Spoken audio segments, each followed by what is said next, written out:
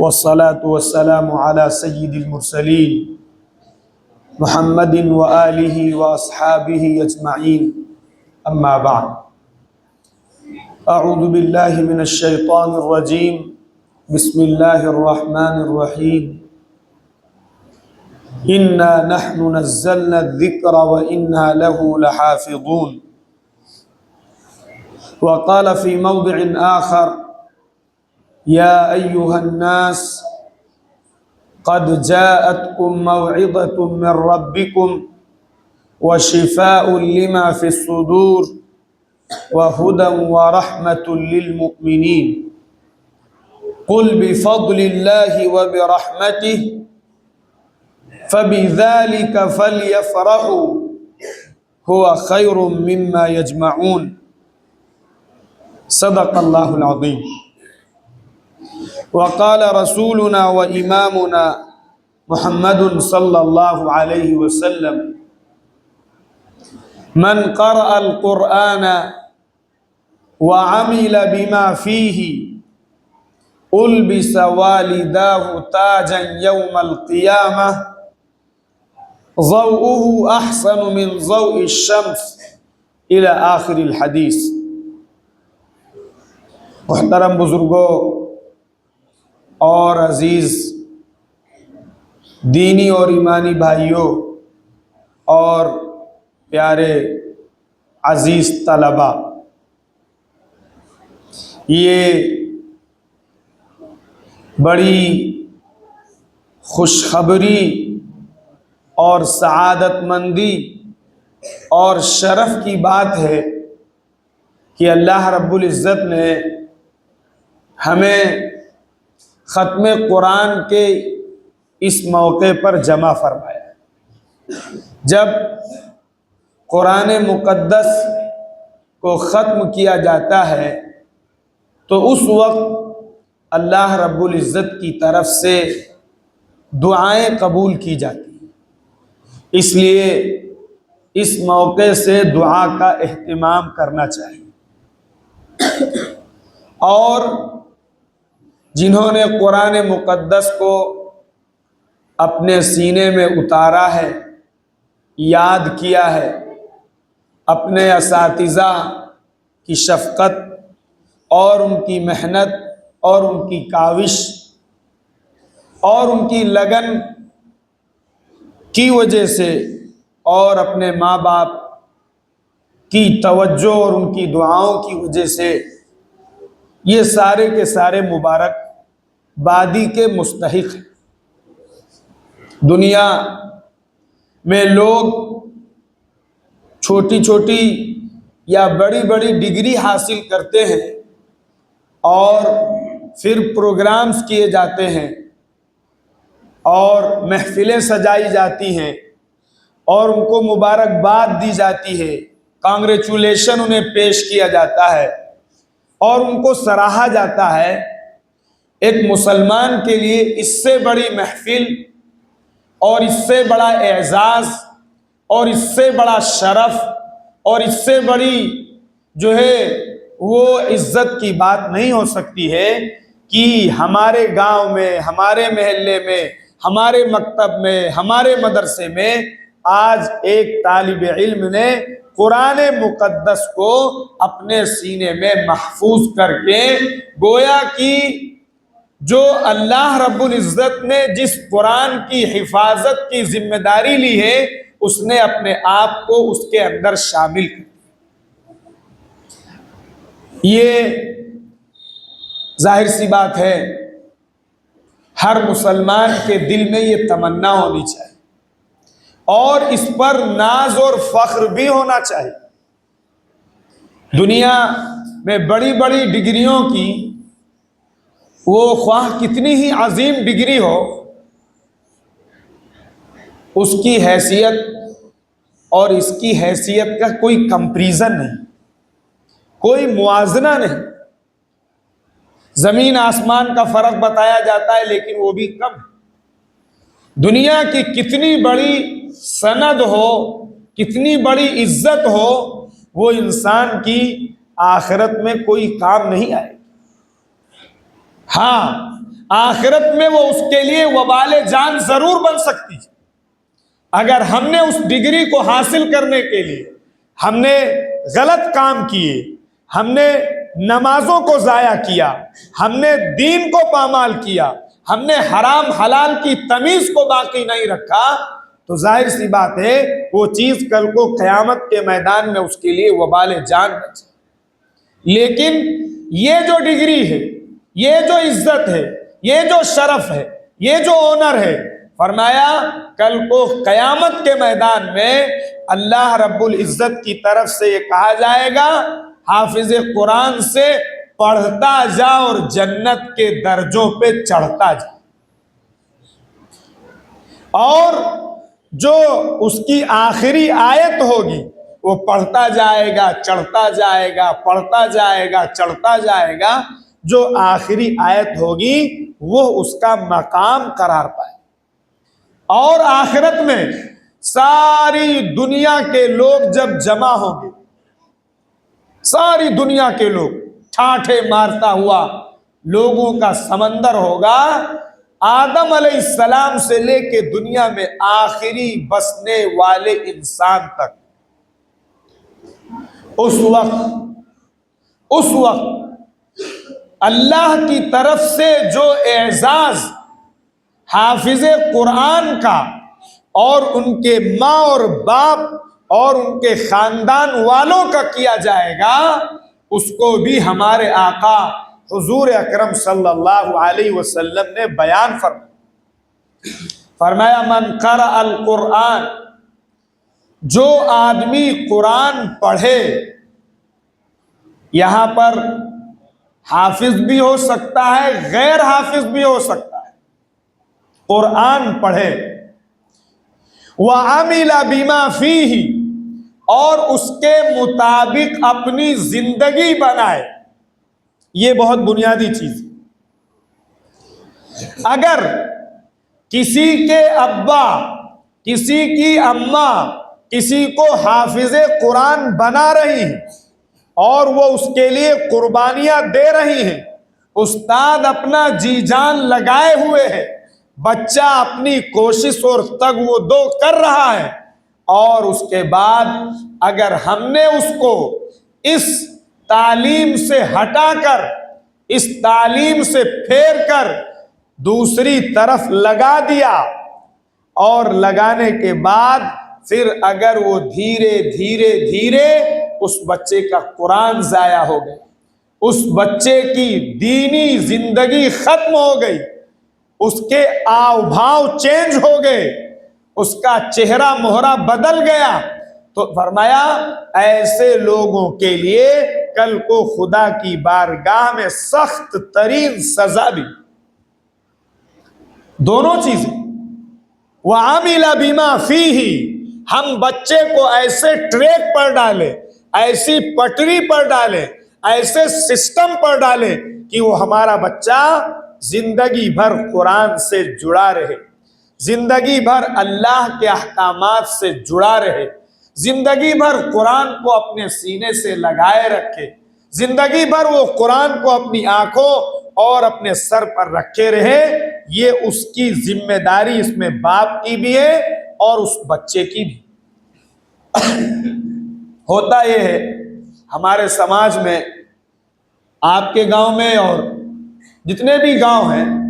آدمی پہلے کوشش کرتا ہے، محنت کرتا ہے، بچوں کو حافظ بنا دیتا ہے، اور اس کے بعد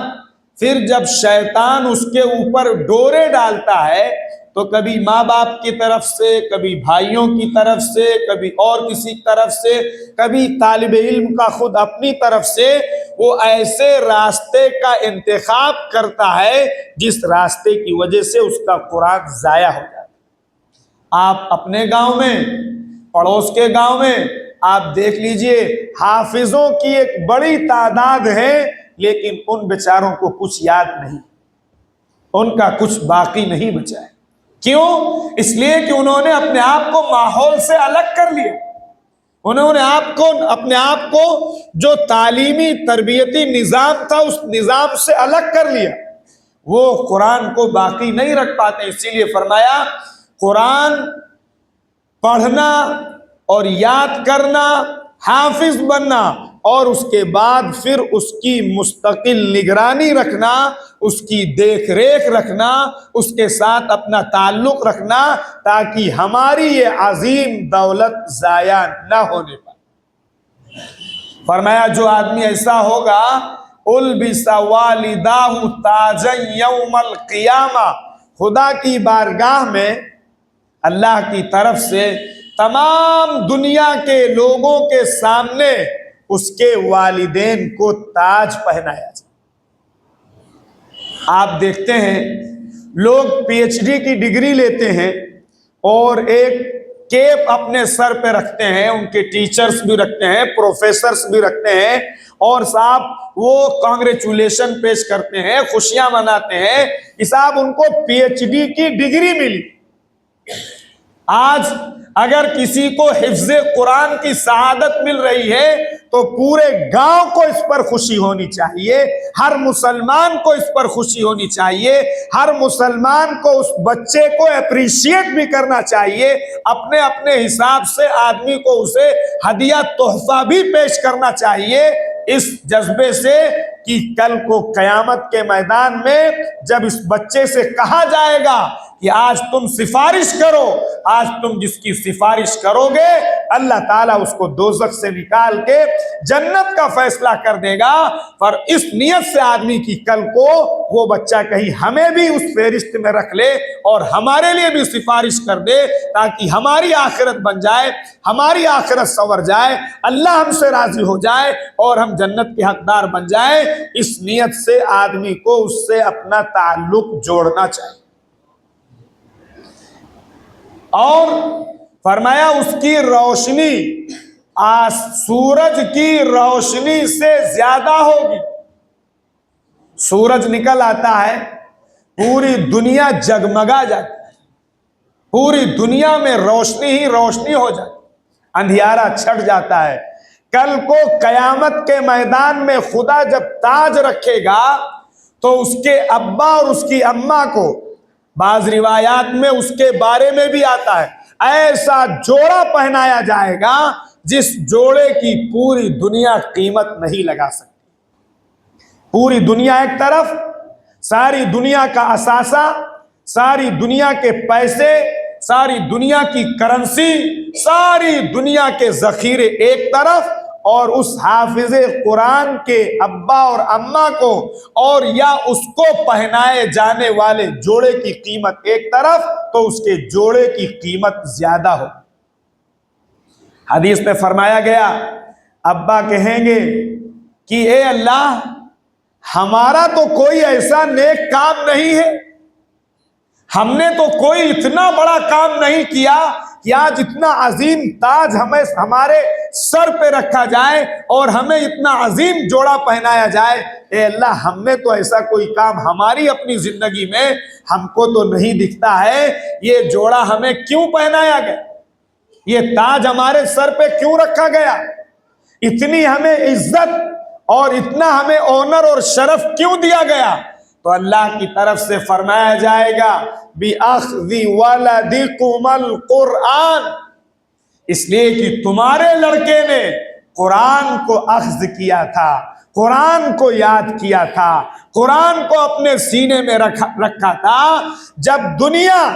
بڑی بڑی ڈگریوں پر فخر کر رہی تھی، جب دنیا بڑی بڑی ڈگریوں پہ ناز کر رہی تھی، لوگ پی ایچ ڈی کی ڈگری کو لے کے اترا رہے تھے اور لوگوں کی کانگریچولیشن ریسیو کر رہے تھے اور قبول کر رہے تھے، تب تم نے جبکہ ہماری کتاب کے ساتھ وہ سلوک،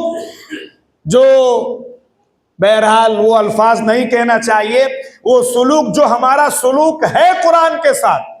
ہمیں برا لگتا رہے، لیکن ہم نے قرآن کو چھوڑا ہے، ہم نے قرآن کی تعلیمات کو چھوڑا ہے، ہم نے قرآن سے اپنا رشتہ توڑا ہے، ہم نے قرآن کی تعلیمات کو منہ دکھایا ہے، اور ہم غیروں کی تہذیب کو اختیار کر کے اپنے آپ کو ایڈوانس سمجھتے ہیں، اپنے آپ کو کلچرڈ سمجھتے ہیں۔ اس ماحول کے اندر جو آدمی اپنے بچے کو قرآن سے جوڑے گا، کل کو خدا کہے گا کہ تم کو جوڑا اس لیے پہنایا گیا, تمہارے سر پہ تاج اس لیے رکھا گیا کہ جب دنیا کے لوگ بڑی بڑی ڈگریوں پہ اترا رہے تھے تب تم نے اپنے بچے کو قرآن کی تعلیمات دی تھی. آج دنیا دیکھے گی کہ عزت والا کون ہے, آج دنیا دیکھے گی کہ رسپیکٹڈ کون ہے, آج دنیا دیکھے گی کہ کون ہے جو اصل شرف اور عزت کے قابل ہے. وہ اللہ اب تاج پہنا کے دکھائے گا. قرآن سے ہمارا رشتہ کتنا ہے ہر آدمی جانتا ہے. آپ اپنے گاؤں میں, اپنے محلے میں, اپنی مسجد کے مصلیوں میں آپ پوچھئے قرآن سے ہمارا کتنا رشتہ ہے. قرآن سے ہمارا رشتہ صرف اتنا باقی بچا ہے, وہ بھی بالکل پھسپھسا اتنا باقی بچا ہے کہ اگر کسی آدمی کی روح نہ نکل رہی ہو تو حافظ جی کو بلا کے سورہ یاسین پڑھوا دیجیے. کیا قرآن اسی لیے آیا تھا کہ جب روح نہ نکلے تو بلا کے سورہ یاسین پڑھائی جائے؟ اور ایک قدم آگے بڑھیے تو کوئی آدمی دکان کھول رہا ہے,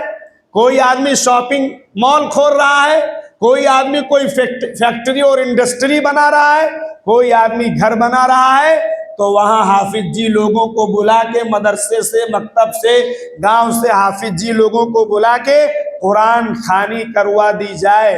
بس اتنا ہمارا رشتہ باقی بچا ہے. اور اگر آپ پورے گاؤں کے لوگوں کا قرآن سنیں تو آپ کو معلوم ہوگا کہ 100% مائنس میں آپ جائیں گے. اگر بہت ہوگا, کہیں بہت اچھا گاؤں ہوگا, لوگ قرآن پڑھنے والے ہوں گے, اچھے قاری ہوں گے, حفاظ ہوں گے, علماء ہوں گے, اور لوگوں کا ان سے رشتہ اور ناتا ہوگا, تعلق ہوگا, تو بہت ہوگا تو 5% لوگ قرآن صحیح پڑھنے والے ملیں گے. 5% لوگ قرآن صحیح پڑھنے والے. میرے عزیزوں, بزرگوں, دوستوں, ہمیں قرآن صحیح پڑھنا نہیں آتا, ہمیں قرآن سمجھنا نہیں آتا, نہ ہمارے پاس قرآن کو سمجھنے کے لیے کوئی وقت ہے, نہ ہم قرآن کے اوپر اپنا کوئی وقت خرچ کرتے ہیں, نہ کوئی جان مال خرچ کرنے کے لیے تیار. ایک لڑکا ہمارا ٹیوشن پڑھنے جائے گا, میتھ کی اور فزکس کی اور نہ جانے کیا کیا ہوتا سائنس کی, تو ہم وہاں 500, 200, 300 اچھا انسٹیٹیوشن ہے اور اچھا کوچنگ سینٹر ہے, 300 روپے دینے میں آدمی کو ذرہ برابر ہچکچاہٹ نہیں ہوگی. شوق سے دے گا, شوق سے بچے کو لے جائے گا, شوق سے پڑھائے گا. ٹھیک ہے بھائی, آپ شوق سے پڑھائیے, میں نہیں کہتا ہوں کہ آپ جو ہے وہ بغیر رغبت کے پڑھائیے, لیکن جب قرآن کی تعلیم کا نمبر آئے گا,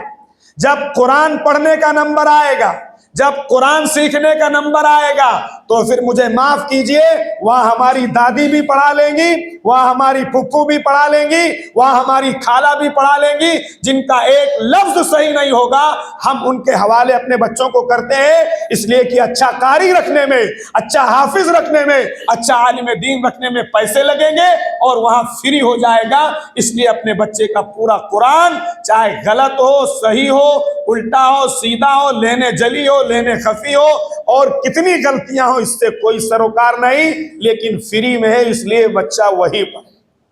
یہ ہے ہمارا قرآن سے تعلق, یہ ہے ہمارا قرآن سے تعلق. آدمی اخبار پڑھے گا, نیوز سنے گا, سماچار دیکھے گا,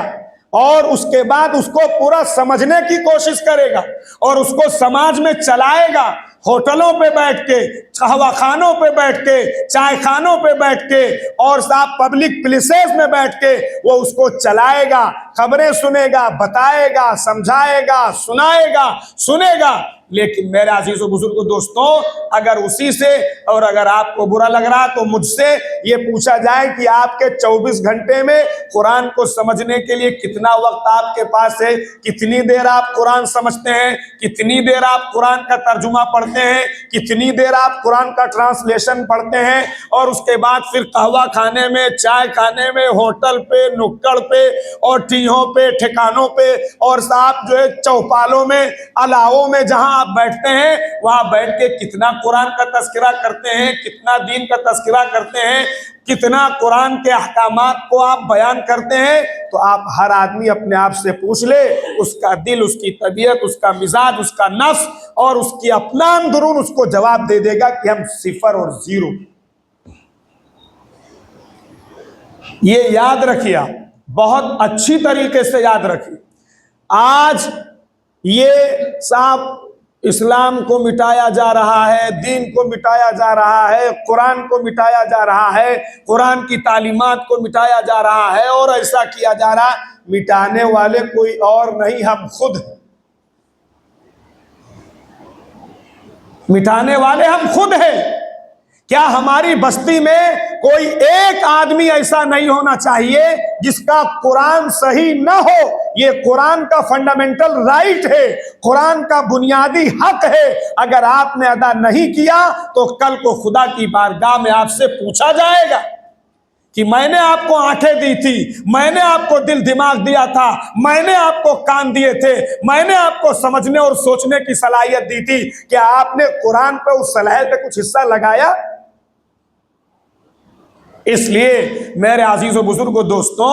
یہ جہاں شرف کی بات, عزت کی بات, سعادت کی بات ہے کہ ہمارے گاؤں میں مکتب ہے, ہمارے گاؤں میں مدرسہ ہے, ہمارے گاؤں میں صاحب جو ہے وہ قاری صاحب جو ہے وہ بچوں کو قرآن پڑھا رہے ہیں. یہ ہر مسلمان کی ذمہ داری ہے کہ اپنی جان اور اپنا مال کا حصہ قرآن کی حفاظت کے لیے لگائے, قرآن کی اشاعت کے لیے لگائے, صحیح قرآن پڑھنے پہ لگائے. خالہ اور پھپھو اور دادی اور نانی والا کانسیپٹ خدا کے واسطے چھوڑیے, اپنے بچوں کو صحیح قرآن پڑھانے کی فکر کیجئے. اگر آپ نے اپنے آپ کو, اپنی جان کو, اپنے مال کو, اپنی صلاحیت کو, اپنی استعداد کو قرآن سے جوڑ دیا, دنیا کی کوئی طاقت آپ کا بال بیکا نہیں کر سکے. قرآن کی حفاظت کی ذمہ داری خدا نے لی. انا نحن نزلنا الذکر, قرآن کی حفاظت کی ذمہ داری خدا نے لی ہے. قرآنی نظام کی حفاظت کی ذمہ داری خدا نے لی ہے. اور جو آدمی اس نظام سے اپنے آپ کو جوڑ دے گا, جو آدمی اس نظام میں داخل ہو جائے گا, جو آدمی اپنے آپ کو اس کے تابع بنا دے گا, جو آدمی اپنے آپ کو اس کا خادم بنا دے گا, جو آدمی اس کی اشاعت اور اس کی پبلسٹی میں اپنے آپ کو لگا دے گا, ظاہر سی بات ہے اس کی بھی حفاظت قرآن کی حفاظت کے ذریعے سے خدا کی طرف سے طے ہے. اس لیے میرے عزیز و بزرگوں دوستوں, پہلی بنیادی چیز یہ ہے کہ ہر حافظ کی قدر ہر مسلمان کے دل میں ہونی چاہیے. اس کی عزت, اس کا احترام, اس کا تقدس, اس کی قدر و منزلت, اس کی ویلیوشن ہر مسلمان کے دل و دماغ میں ہونی چاہیے. اور ہم دنیا کے بڑے سے بڑے ڈاکٹر کو اتنی عزت نہ دیں جتنی عزت ہم حافظ قرآن کو دیں. میں یہ نہیں کہتا ہوں کہ ڈاکٹر کی بے عزتی کریں, اس کو آپ عزت دیجئے, اس کو آپ رسپیکٹ دیجئے, لیکن اس سے کہیں بڑھ کے حافظ قرآن کو عزت دیجئے. اس لیے کہ نبی نے فرمایا خیرکم من تعلم القرآن وعلمہ, تم میں سب سے بہتر وہ ہے جو قرآن سیکھے اور سکھائے.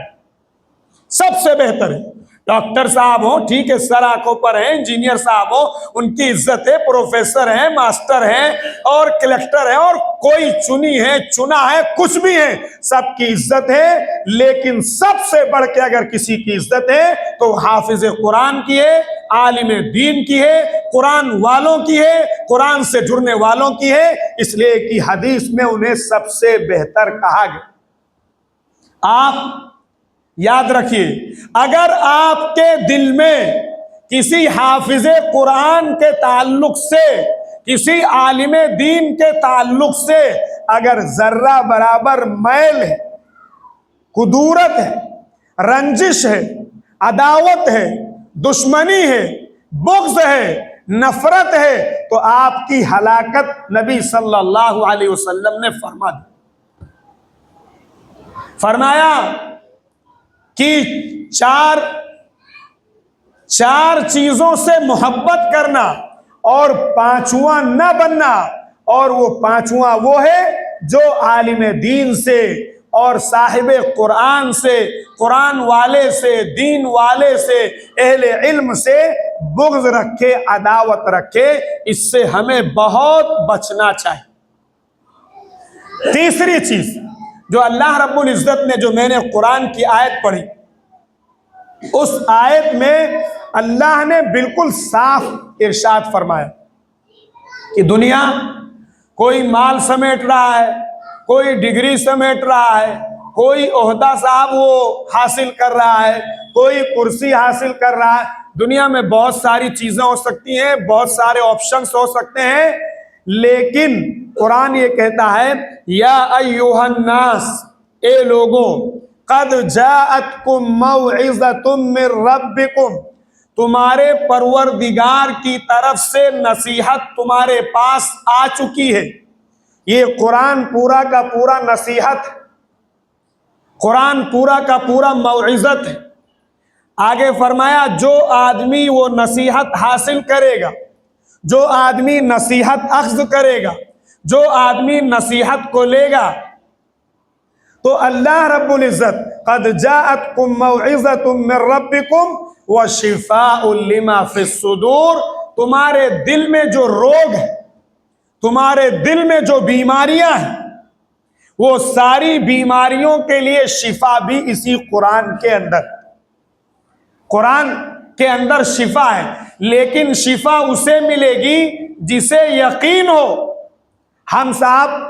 पैरासीटामॉल बुखार में खाते हैं, हमें उस 500 mg की टेबलेट से पैरासीटामॉल की यकीन होता है कि हमारा फीवर और हमारा बुखार दूर होगा। अगर हम कुरान की आयत पर यकीन करके और उसको दम करके पानी पिएंगे तो खुदा उससे भी शिफा अता फरमाएगा, उससे कहीं ज्यादा। लेकिन अगर यकीन नहीं होगा तो ये भी हदीस में कह दिया गया, अना इंद ज़न्नी अब्दी बी, अगर तुम्हारा यकीन नहीं है, तुम्हारा गुमान अल्लाह के साथ नहीं है, तो अल्लाह की तरफ से तुमको शिफा भी नहीं मिली यकीन के मुताबिक। तो फरमाया व शिफ़ाउन लिमा फ़िस्सुदूर, और तुम्हारे सीनों में जो रोग है, जो बीमारियां हैं, जो गंदगियां हैं, जो नजासतें हैं, जो आलाइशें हैं, जो इम्प्योरिटीज हैं, खुदा उनको साफ कर देगा और उन रोगों को खत्म कर देगा कुरान की बरकत से और कुरान की नसीहतों को अख्ज़ करने से। आगे फरमाया वह हुदम व रहमा, और फिर जब आदमी नसीहत लेगा और उसके बाद उसके दिल के रोग साफ होंगे, दिल की गंदगी साफ होगी, दिल की रंजिशें साफ होंगी, और फिर उसके बाद अल्लाह की तरफ से उसे हिदायत दी जाए। पहले बर्तन को साफ किया जाता है, उसके बाद फिर उसमें रखा जाता है। अगर आदमी बर्तन को साफ ना करे और उसी में वो सामान डाल दे तो वो सामान क्या हो जाएगा? खराब हो जाएगा। तो दिल पहले साफ होंगे, कुरान की आयत को पढ़ के, कुरान का तर्जुमा पढ़ के, कुरान का ट्रांसलेशन पढ़ के, कुरान का एक्सप्लेनेशन पढ़ के, कुरान से अपना ताल्लुक जोड़ के, कुरान से वाबस्ता हो के, कुरान के अहकामात को अपनी ज़िंदगी में इम्प्लीमेंट करके, अपनी ज़िंदगी में नाफिज करके जब हमारा दिल साफ होगा तो अल्लाह की तरफ से उस दिल को हिदायत अता की जाएगी, जिसको फरमाया वह हुदन व रहमतन, और फिर अल्लाह की तरफ से रहमत मिले, अल्लाह की तरफ से रहमत अता होगी। आज पूरी दुनिया रहमत की मोहताज है, हर आदमी अल्लाह की रहमत मांग रहा, अल्लाह की रहमत का सवाल कर रहा है। अल्लाह रब्बुल इज़्ज़त की तरफ से जो मिलने वाला इनाम है उस इनाम का सवाल कर रहा है, लेकिन दिल गंदा है। दिल क्या है? गंदा है। तो फिर उसे वो मिलेगा नहीं, क्योंकि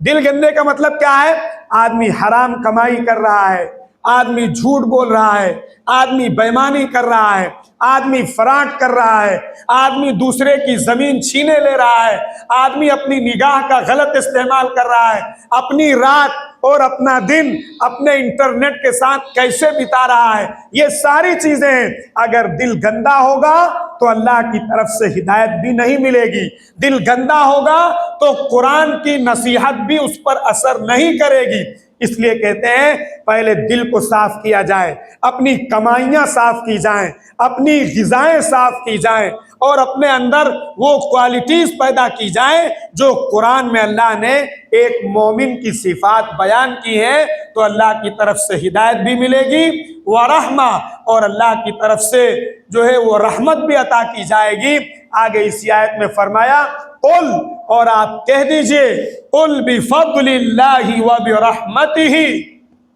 یہ اللہ کی رحمت، قرآن اللہ کی رحمت ہے، قرآن سے جڑ جانا اللہ کی رحمت سے جڑ جانا ہے، قرآن سے وابستہ ہو جانا اللہ کی رحمت سے وابستہ ہو جانا ہے، قرآن کو اپنی زندگی کے اندر نافذ کر لینا اللہ کی رحمت کو اپنی زندگی کے اندر داخل کر لینا۔ آگے فرمایا قل بفضل اللہ وبرحمتہ فبذلک فلیفرحوا، اے لوگوں تم کو اس قرآن کی نعمت سے اور تم کو اس قرآن کی دولت پر ناز کرنا چاہیے، خوش ہونا چاہیے، اترانا چاہیے، پراؤڈ کرنا چاہیے، اپنی زندگی میں اپنے آپ میں سپیریئر محسوس کرنا چاہیے۔ اگر ہمارا بچہ حافظ قرآن ہے اور کسی کا بچہ ڈاکٹر ہے تو ہمیں یہ ہونا چاہیے کہ اللہ کا فضل ہے کہ اللہ نے ہمارے بچے کو حافظ قرآن بنایا، ہمارے بچے کو اللہ نے عالم دین بنایا، یہ اللہ کی طرف سے ہمیں کہا گیا۔ اور آگے پھر فرمایا وَهُوَ خَيْرٌ مِّمَّا يَجْمَعُونَ، کہ دنیا جو چیزیں سمیٹ رہی مال کی شکل میں، دولت کی شکل میں، بڑی بڑی حویلیوں کی شکل میں جو دنیا حاصل کر رہی ہے، جمع کر رہی ہے، ان میں سب سے بہتر وہ ہے جو قرآن کو حاصل کر رہا، جو قرآن کو سمیٹ رہا، جو قرآن کو اپنی زندگی میں اتار رہا، جو قرآن سے اپنی زندگی کو سجا رہا۔ اس لیے میرے عزیز و بزرگوں دوستوں، ہر مسلمان یہ طے کرے کہ انشاءاللہ ہمیں قرآن سے جڑنا ہے، جڑیں گے انشاءاللہ، اور قرآن کی تعلیمات پر پیسہ خرچہ کرنا، ارے کرو گے خرچہ کرنا، جہاں مدرسہ ہو گاؤں والوں کی ذمہ داری ہے کہ مدرسے کے اندر جب ایک آدمی اپنا ایک گھر بڑھیا بنا سکتا ہے، ٹائلز اور چونا اور کیا کیا آتا ہے صاحب، فال سیلنگ اور کون کون سیلنگ آتی ہے، ایک آدمی اپنا گھر بنا سکتا ہے، تو کیا ایک گاؤں کے 200 اور 400 لوگ ایک مدرسے کو مینج نہیں کر سکتے؟ ارے بولیے، نہیں کر سکتے؟ تعلق ہونا چاہیے، ہمارا تعلق ہونا چاہیے کہ ہم اپنی کمائی کا پاکیزہ پیسہ، یہ بھی ایک بہت بڑا ایشو ہے، معاف کیجئے ہمیں، کہ آدمی جو ہے وہ الٹی سیدھی کمائی اور جو ہے وہ انٹریسٹ کا پیسہ اور زکوٰۃ کا پیسہ اور نہ جانے جو بھی اس طرح کی چیزیں ہوتی ہیں وہ کہاں لا کے دیتا ہے؟ ارے بولو، اس کے لیے اس نے مدرسہ اپنی 2.5% زکوٰۃ کا جو اماؤنٹ ہے وہ غریبوں کو دیجئے، وہ محتاجوں کو دیجئے، وہ بیواؤں کو دیجئے، وہ مسکینوں کو دیجئے، وہ مجبوروں کو دیجئے، وہ پریشان حال لوگوں کو دیجئے، اور اپنی پاکیزہ کمائی میں سے، پیور کمائی میں سے اس کو نکال کے جو بہترین کمائی ہے وہ لا کے آپ اپنے یہاں حفاظ کو کھلائیے، قراء کو کھلائیے، علماء کو کھلائیے، اور اس کے بعد پھر آپ دیکھیے اللہ تعالیٰ آپ کی زندگی میں، آپ کی آمدنی میں، آپ کے کاروبار میں کیسے اللہ برکت دیتا ہے، دنیا میں بھی نوازے گا اور آخرت کے اندر بھی نوازے گا۔ اس لیے ہر آدمی یہ طے کرے کہ انشاءاللہ ہمیں قرآن سے اپنا رشتہ جوڑیں گے، انشاءاللہ قرآن کا ترجمہ پڑھیں گے، پڑھو گے انشاءاللہ؟ کون کون پڑھے گا بتاؤ دیکھیں ذرا، سارے لوگ ہاتھ اٹھاؤ، قرآن کا ترجمہ پڑھیں گے، قرآن کی تفسیر پڑھیں گے، نہیں پڑھے ہوں گے تو ہم بیٹھ جائیں گے کہ بھیا یہ پاؤ بھر 4 لائن 5 لائن ہم کو ذرا ترجمہ پڑھ کے سناؤ، اللہ ہم سے کیا کہتا ہے، اللہ ہم سے کیا کہتا ہے۔ 60 سال کے ہو گئے، 70 سال کے ہو گئے، اور صاحب 50 سال کے ہو گئے، 40 سال کے ہو گئے، ہمیں یہ نہیں معلوم کہ اللہ ہم سے کیا کہہ رہا ہے۔ پرائم منسٹر کیا کہہ رہا ہے، خوب معلومات ہیں، اور صاحب سی ایم صاحب کیا کہہ رہے ہیں، خوب معلوم ہے، اور چینل کے اینکرز جھوٹے سچے اور نہ جانے کیا کیا واہی تباہی بکنے والے کیا کیا کہہ رہے ہیں، اس کے بارے میں ہمیں خوب معلوم ہے، لیکن ہمارا اللہ ہم سے کیا کہہ رہا ہے ہم نے اس کی فکر نہ کی، نہ ہمیں یہ معلوم ہوا۔ اس لیے ہم طے کریں کہ ہم قرآن کا ترجمہ پڑھیں گے، قرآن کی تفسیر پڑھیں گے، نہیں پڑھے ہوں گے کسی سے سنیں گے، اور ساتھ ساتھ اپنی گاڑی کمائی کا حلال پیسہ اپنے یہاں مسجد، اپنے یہاں مکتب اور اپنے یہاں حافظہ پڑھنے اور قرآن کی تعلیمات پر لگائیں گے، اور ساتھ ہی ساتھ اپنے آپ کو بھی قرآن سے جوڑیں گے۔ اگر ہمارا قرآن صحیح نہیں ہوگا ہم قرآن صحیح کریں گے، اگر ہماری تجوید نہیں صحیح ہوگی ہم اپنی تجوید صحیح کریں گے، ہم اپنے بچوں کو قرآن پڑھانے کے لیے اچھا سے اچھا قاری اور اچھا سے اچھا حافظ ڈھونڈیں گے۔ وہ جو پرانا اولڈ کسٹم ہے ہمارا، اس پر ہماری پریکٹس ہے، ہم اسے ختم کریں گے۔ ٹھیک ہے، وہ پھپھو نانی دادی جو تھی انہوں نے جو کیا، جو ان کو آتا تھا انہوں نے کیا، لیکن اب ہماری ذمہ داری ہے، اب ہمیں کیا کرنا ہے اس کی ہم فکر کریں گے۔ بہترین قاری، بہترین حافظ، بہترین جو ہے وہ مجود رکھیں گے، جو ہمارے بچے کو ایسا قرآن پڑھائے جیسا قرآن نازل ہو، کریں گے انشاءاللہ۔ اللہ تعالی ہم سب کو عمل کی توفیق عطا فرمائے۔ اس حافظ ہونے والے بچے کی اللہ تعالیٰ اس کے حفظ کو قبول فرمائے اور اس کو استحکام عطا فرمائے، اور اس کے مطابق ہم سب کو اپنی زندگیاں بنانے کی توفیق عطا فرمائے، اور اس قرآن کا داعی بنائے، اس قرآن کا سپاہی بنائے، اور اس قرآن کا محافظ بنائے، اور اللہ تعالیٰ ہم سب کی قرآن کے حفاظت کے ساتھ ساتھ ہم سب کی حفاظت کا فیصلہ فرمائے۔